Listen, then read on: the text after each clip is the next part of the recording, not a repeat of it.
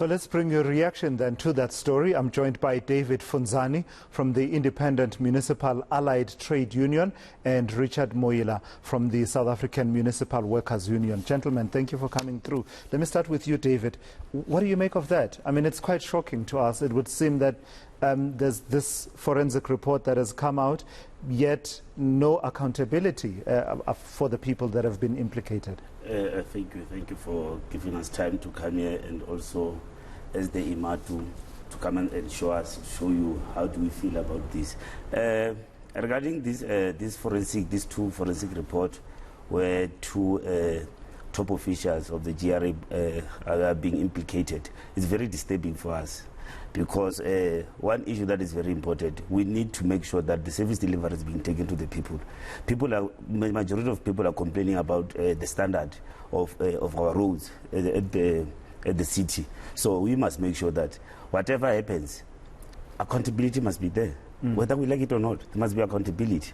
So if there is no accountability, it's a question of what happens. Yeah. What happens. So, but as Imatu, I think as we know, today we got this news in the morning.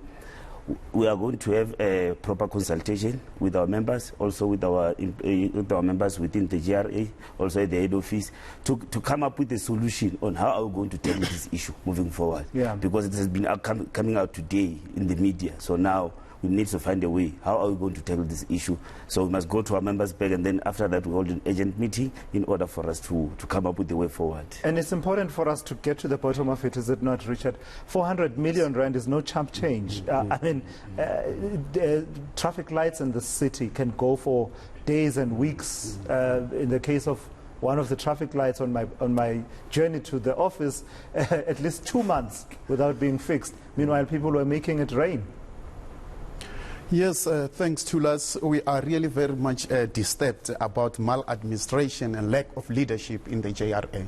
This issue, it was brought on the table before, but we are worrying about the mechanism that are used by the city when they deal with the issues for the top management, because they are always protected. If this issue was dealt accordingly, we wouldn't just gonna sit here and experience what is happening. Look outside right now. It's raining, the potholes, it's a problem. The workers, they are working hard under harsh conditions without even the PPEs and other tools of trade. That is what we are experiencing. On the other side, 400 million plus is just getting lost. No one is accounting, no consequences management. We are extremely disturbed as SAMO toolers.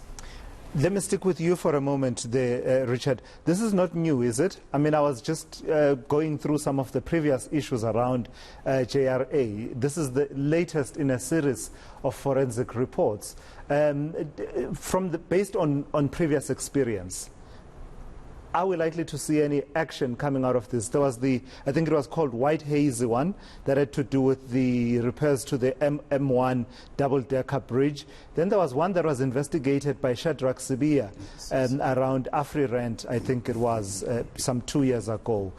Did anything happen with those that signals that we can expect some movement forward? You take that and then I'll come to you next.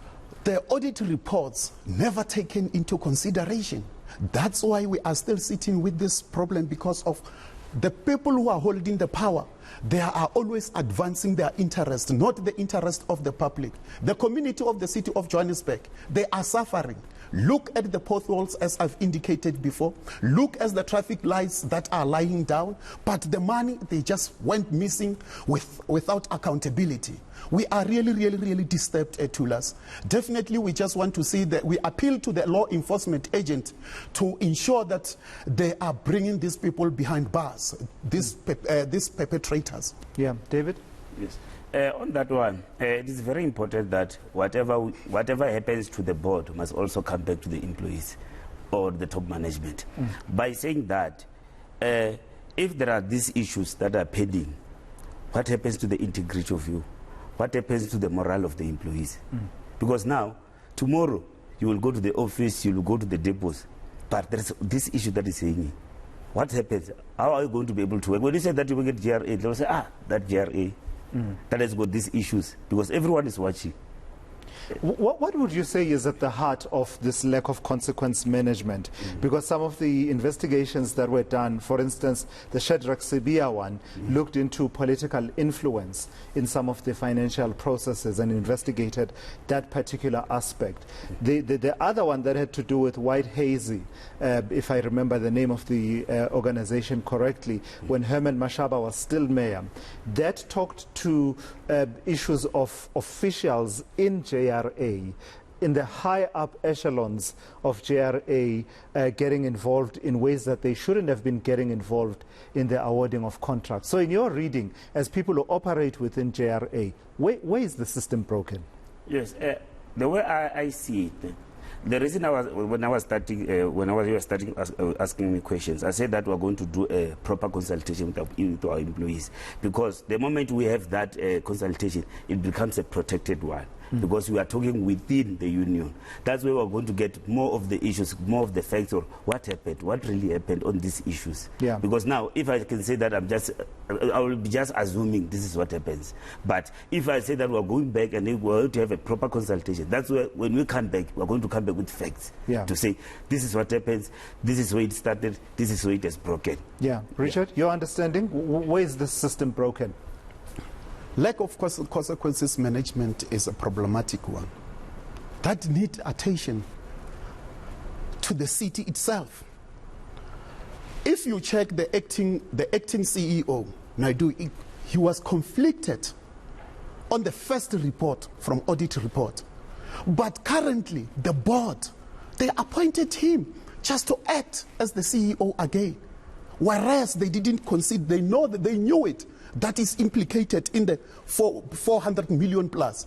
So you can see that we have a very serious lack of leadership, lack of consequences management. The top one, they are protected, meaning that there will be no action. But as the organized labor, we will ensure that the city take this into consideration, so that the people of the city of Johannesburg, they are protected and the service delivery are rendered accordingly. Lastly then, and I'm going to start with you again as we conclude. Yes. Funzala Ngobeni, the MMC is talking about the forensic and investigative services of the city taking proper action and processing this forensic report. Are you comforted by those words? We will be comfortable when we see it implemented, because they used to say they will take a decision. The MMC must take a decision. We want to see the action. Only not us as the trade union, but the community, they want to see the action. We can't just let the government money spent irregularly without an action. Yeah. David? Yeah, on that one, it's very simple. How long in South Africa, since the dawn of democracy, they've been saying we are going to act? Has it ever happened?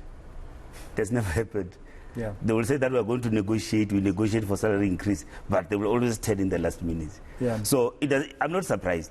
Maybe it was just politicking to say that no, Action SA is going to bring something different. We are going to solve this problem. But he has got the powers. Why don't you use your power? Yeah. That's the only question. Use your power. All right. You don't have to say a lot. Yeah. Use your power. Let the actions yes, speak louder than the words. Everyone is paying. You are paying. Yeah. You are paying the rates. Are you not paying? If you are paying the rates, what must happen? Listen, you need service, because there are a lot of people are paying rates. The intersection of Bears Nodier and Easter Road was out for no less than 2.5 months. We complained until we decided to accept. And that's a busy arterial road when people are going to work in the morning. So, I mean, it's a long struggle. If we're still dealing with the issues we are dealing with, we are far from fixing. In fact, when I saw it working this morning, I was shocked. I was completely shocked. Gentlemen, I've got to thank you for coming through. That is Richard Moila from SAMU, as well as David Funzani from the Independent Municipal Allied Trade Union, IMATU, weighing in on that forensic report that we've been reporting on here on eNCA.